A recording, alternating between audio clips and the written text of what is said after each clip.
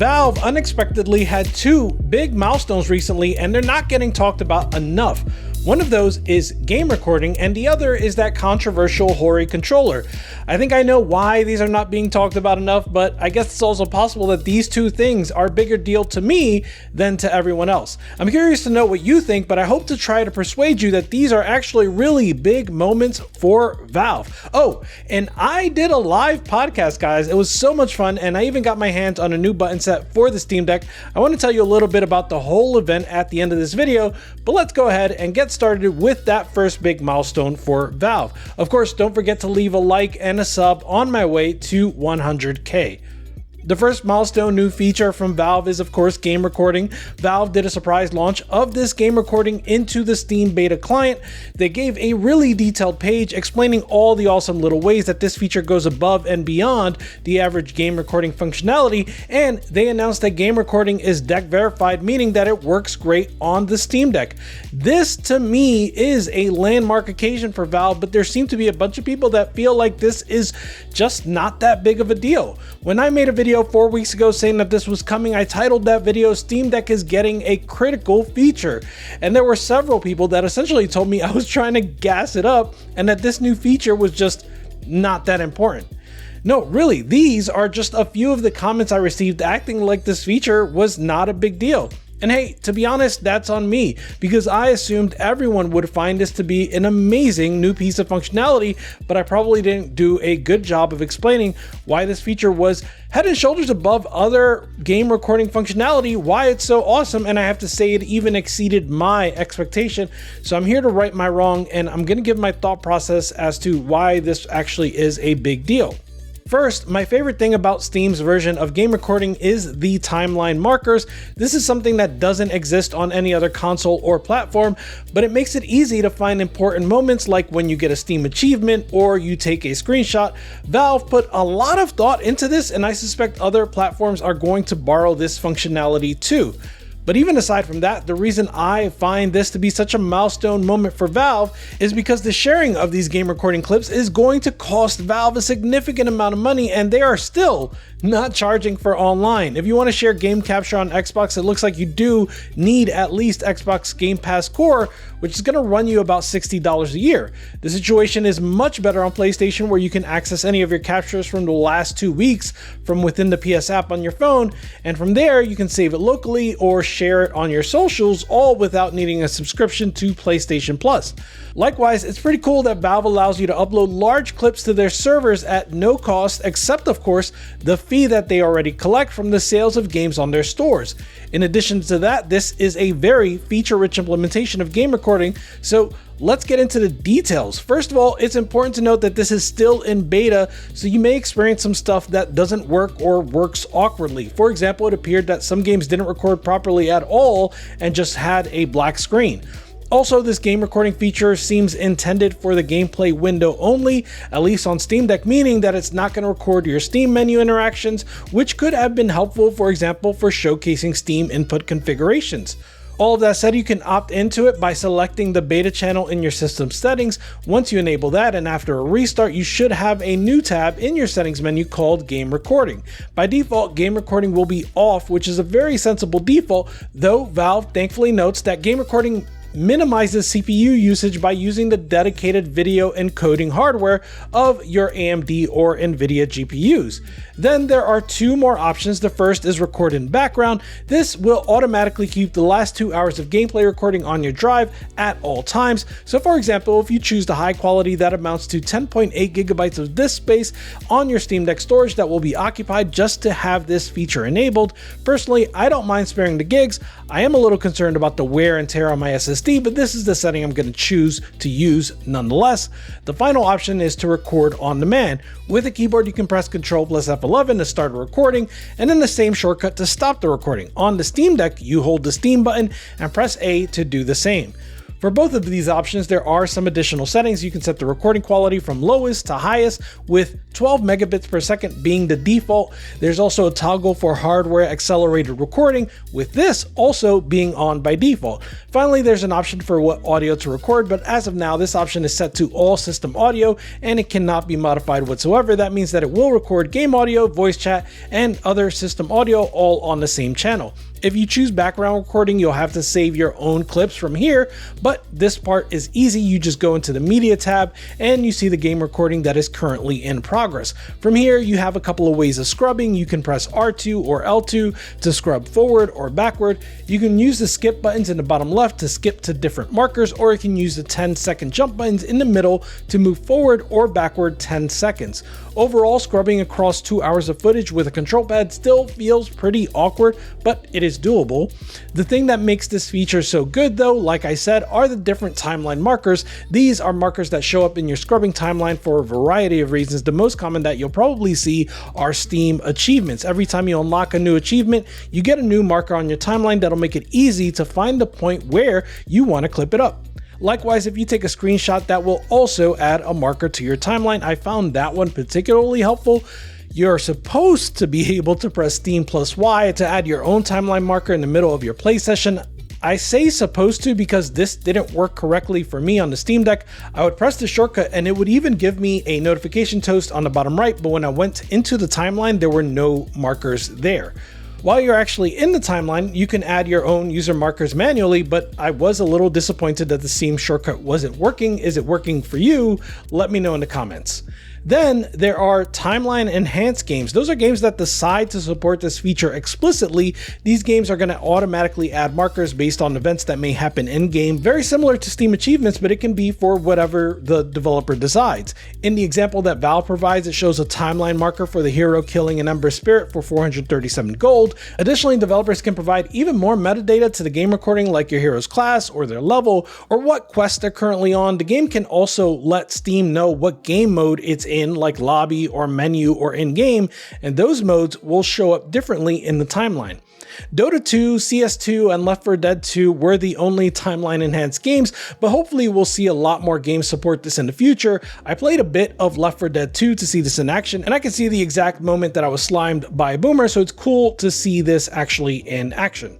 If you want to save and or share a clip, you just press the clip button and that will mark a clip for you based on your current position in the timeline. You can scrub around and set the start point and end point for the clip. Then you can share that clip in a Steam direct message, or you can easily transfer it to your PC or mobile app. Likewise, you can create a QR link that makes it pretty easy to get this clip however you want.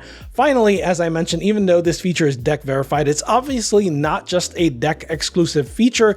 It works on any PCs running Steam, including the ROG Ally and ROG Ally X. It also works on non-Steam games that are running in Steam. So all in all, like I said, this functionality is extremely feature rich, and honestly, it's going to cost Valve a lot of money, all while Valve continues to offer these features essentially for free. The sponsor of today's video is Ugreen, and they have some wonderful deals available for Prime Day with items that are up to 41% off. My number one pick for this sale is the Ugreen Nexode power bank. It's got that large 25,000 milliamp hour capacity. There are 2 USB-C ports and 1 USB-A port, so you can charge 3 devices at the same time. With the latest Power Delivery 3.1 and QC 3.0 technology, this bank can fast charge a MacBook Pro 16 inches to 56% in just 30 minutes. But it's not just the output, it also has a powerful 65 watt input, which means that the full capacity can be charged in just 2 hours. So there's no need to wait all day. The digital LED screen shows the remaining battery level, so you don't need to worry about whether or not the bank is fully charged. But that's not all, because my number 2 pick for the sale is the Ugreen Nexode 100 watt charger. Just like the power bank, this charger is incredibly fast. A single USB-C device will receive the full 100 watts of power.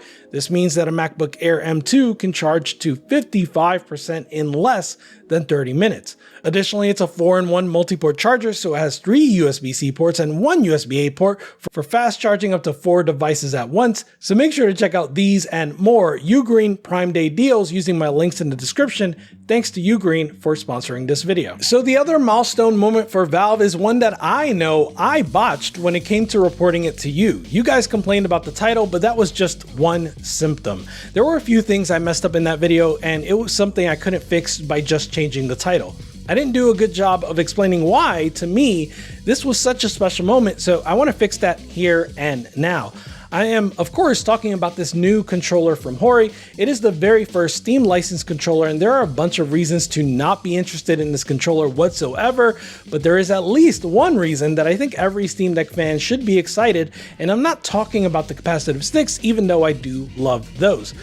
I mean that even if you don't buy this controller, I think you should be excited about this moment for Valve. So clearly this controller is missing rumble, it's missing trackpads, it has asymmetrical sticks. It's made by Hori, whose reputation is a little bit hit and miss, and for now, it is exclusive to Japan. So there are a ton of reasons to be like, why the heck is Rich talking about this? I get it. A lot of my excitement I had in that initial video came from the fact that it has capacitive sticks, and in my excitement, I kind of neglected to explain why this feels like it's just a first step for Valve. So, you know how so many of us ask, why is it that controller manufacturers don't do trackpads? Some people may point to the cost of doing something like that, and it is a factor to be sure, but it's not the whole story. I mean, look at third-party controllers for the PS5. Sure, they're not as plentiful as third-party controllers for Xbox, but they do exist. You could argue that the Scuff Reflex for PS5 is not worth the price, but it's important that controllers like that exist. They exist because Sony has done the work needed for third-party controllers to exist. They have the licensing deals, the SDKs, and the relationships. Microsoft and Nintendo, of course, have done that too. But you know who hasn't had that up until now? Well, Valve, of course. Valve have done a ton of work up to this point in getting all sorts of controllers to work on Steam, be it PlayStation, Xbox, Switch, or just D-input. But they've never had a quote-unquote controller for Steam, other than, of course, the Steam controller and the Steam Deck. They reportedly had talks with Ayaneo about getting the trackpads on the Ayaneo Kun to work properly in Steam, but that fell through. This is the first time that we have a third-party manufacturer working with Valve to make a control pad specifically for Steam. It's a dual mode controller, so it has Steam mode and it has an X input mode, but there were numerous ways that you can tell that this was made more for Steam than it was for X input. It has a custom image in Steam Deck and in Big Picture mode. It has a Steam Deck and a quick access button that works with Steam Deck and Big Picture mode. It has the aforementioned capacitive sticks, and it has gyro that just works.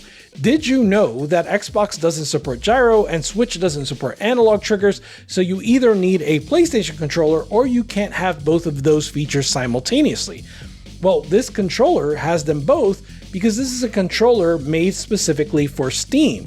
This opens the door for other manufacturers to make more controllers specifically for Steam, and likely one of those controllers are going to include everything on your wish list one day. I'm talking about trackpads, symmetrical stick placement, rumble, and my precious capacitive sticks.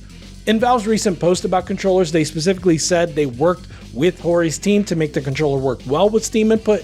This post, by the way, explains why Steam input and controller support is so important to Valve.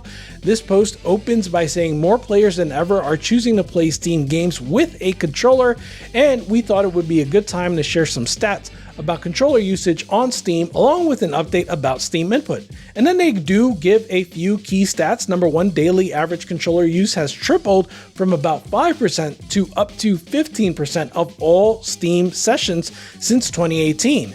Number two, about 42% of these controller sessions are using Steam input. Specifically, they say that 59% of players are using Xbox controllers, 26% are using PlayStation controllers, and 10% are using Steam Decks.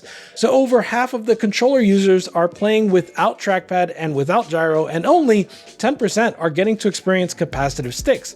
By opening up the ecosystem to more third-party controller manufacturers, Valve no longer has to be the only company making controllers with gyro, trackpads, and capacitive sticks, and it can help introduce these, let's be honest, long-needed innovations in controllers to more people.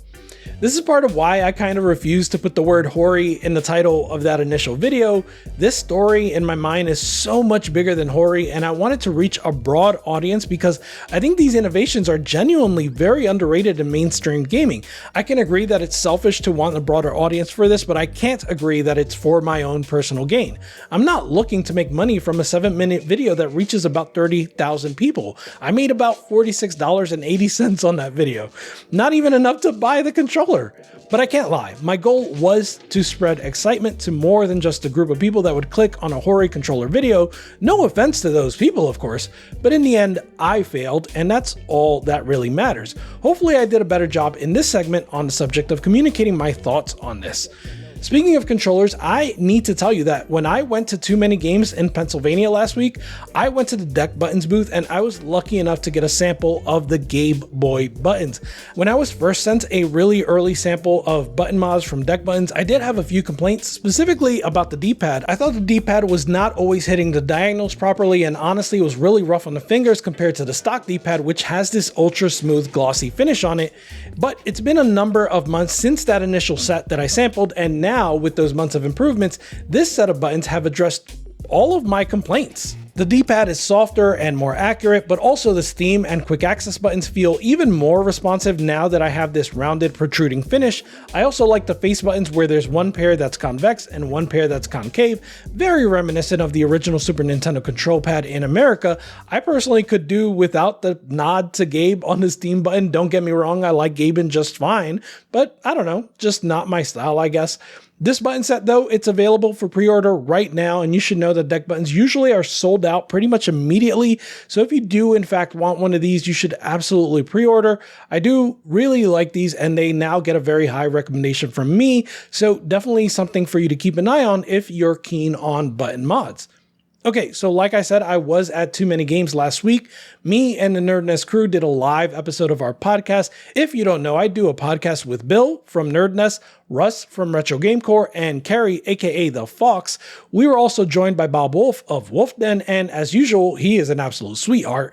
We talked a lot about the possible saturation of handhelds in the market and what we as content creators and we as potential collectors can do to keep our sanity. It was a really fun conversation, and I met a lot of wonderful people. Shout out to Manu and Randy and Isaiah and Jerry. It was really nice to meet all of you, and I look forward to doing it again one day. All right, that's going to do it for this week's episode. I hope you're all having a wonderful week. Deck Gang out. Goodbye.